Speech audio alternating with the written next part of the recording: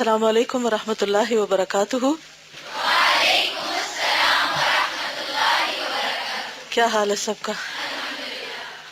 الحمدللہ، نحمدہ ونصلی علی رسولہ الکریم، اما بعد فاعوذ باللہ من الشیطان الرجیم، بسم اللہ الرحمن الرحیم، رب اشرح لی صدری ویسر لی امری واحلل عقدۃ من لسانی یفقہوا قولی۔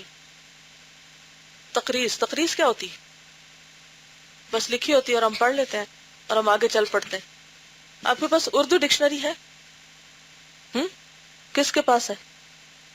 الحمدللہ پڑھے لکھے لوگ ہیں، کافی لوگوں کے پاس ہے۔ اگر اردو ٹو اردو نہیں بھی تو اردو ٹو انگلش بھی ہوگی، تو اس سے دیکھ لیجئے۔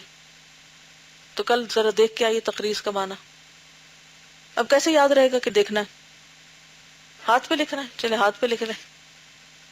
الجواب الکافی لمن سأل عن الدواء الشافی، 8ویں صدی ہجری کے مشہور عالم دین اور صاحب قلم بزرگ امام محمد بن ابی بکر ابن قیم الجوزیہ المولود 691 ہجری 691 ہجری المتوفى 751 یعنی 751 ہجری کی ایک مختصر مگر نہایت ہی مقبول کتاب ہے۔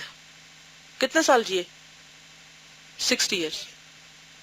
کتاب کا موضوع یہ ہے کہ ایک انسان کیوں دینی اور اخلاقی خرابیوں میں گرفتار ہو جاتا ہے، اور پھر اس کے نفسی اور خارجی اثرات، یعنی نفسی اندر کے، خارجی باہر کے، اس کی زندگی پر کس طرح اثر انداز ہوتے رہتے ہیں۔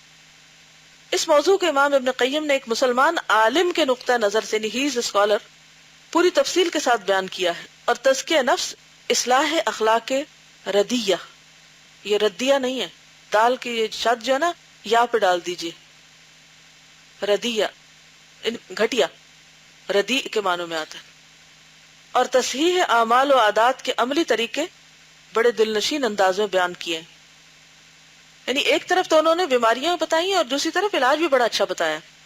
امام ابن قیم حضرت شیخ الاسلام امام احمد بن عبد الحلیم ابن تیمیہ الحرانی المتوفى 728 ہجری 728 کے سب سے زیادہ مشہور شاگرد ہیں۔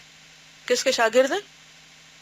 امام ابن تیمیہ کے، جنہوں نے امام ابن تیمیہ کا ساتھ دمشق کے جیل خانے میں بھی نہ چھوڑا، جیل میں بھی ان کے ساتھ تھے۔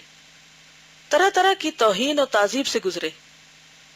توہین یعنی بے عزتی اور تکلیف و تعذیب یعنی عذاب، مگر حق گوئی سے کبھی باز نہ آئے اور اپنی ساری عمر اپنے استاد بزرگ کی طرح اصلاح عقائد و اعمال میں صرف کر دی۔ ان کی بہت سی تصنیفات ہیں اور آج تک ساری دنیا میں مقبول ہیں، خصوصاً زاد المعاد، اکثر لوگوں نے نام سنا ہوگا، سیرت کی کتاب ہے۔ اعلام الموقعین اور مدارج السالکین وغیرہ تو اپنے موضوعات پر اہم ترین کتابیں سمجھی جاتی ہیں۔ امام ابن قیم کے بہت سے رسالوں کے تراجم اردو میں بھی کیے جا چکے ہیں۔ اس کتاب الجواب الکافی کا اردو ترجمہ بھی ایک مدت ہوئی ہوا تھا، لیکن دو وجوہ کی بنا پر ایک جدید ترجمے کی ضرورت سمجھی گئی۔ اول تو اس لیے کہ سابق ترجمے کی زبان سے اس ترجمے کی زبان زیادہ سلیس اور سہل ہو، سلیس یعنی آسان، اس لیے کہ مفصل فہرست مضامین بھی اس کے ساتھ شامل کر دی جائے تاکہ کتاب سے استفادہ آسان تر ہو جائے۔ یہ ترجمہ تجربہ کار مترجم مولانا ابو العلا محمد اسماعیل صاحب گودروی نے کیا، جو مولانا شبلی اور مولانا حالی کے معاصر، شبلی نعمانی اور مولانا الطاف حسین حالی کے معاصر، کنٹمپریری، ایک پرانے بزرگ تھے۔ یعنی یہ صرف یہ بتانا مقصود ہے کہ کس دور کے عالم تھے جنہوں نے یہ ترجمہ کیا ہے۔ یہ مختلف عربی کتابوں کے مترجم ہیں۔ ترجمہ انہوں نے اپنے شوق سے کبھی کیا تھا، ادارے نے مسودہ ان سے خرید لیا۔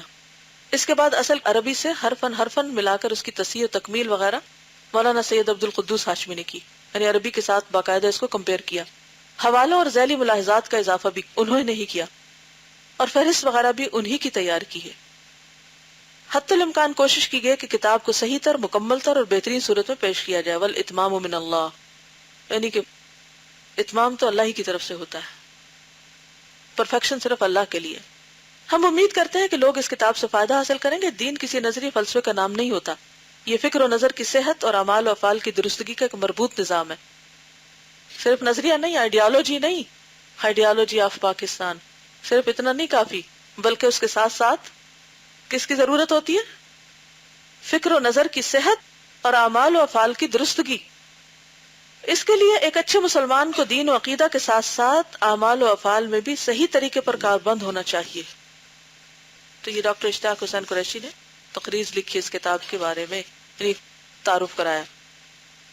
ٹھیک ہے، آج کے لیے اتنا ہی کافی ہے. انشاءاللہ العزیز اللہ نے چاہا تو کل پھر ہم آگے چلیں گے. جزاکم اللہ خیرا. سبحانک اللہم و بحمدک، نشہد ان لا الہ الا انت، نستغفرک و نتوب الیک. السلام علیکم و رحمۃ اللہ وبرکاتہ.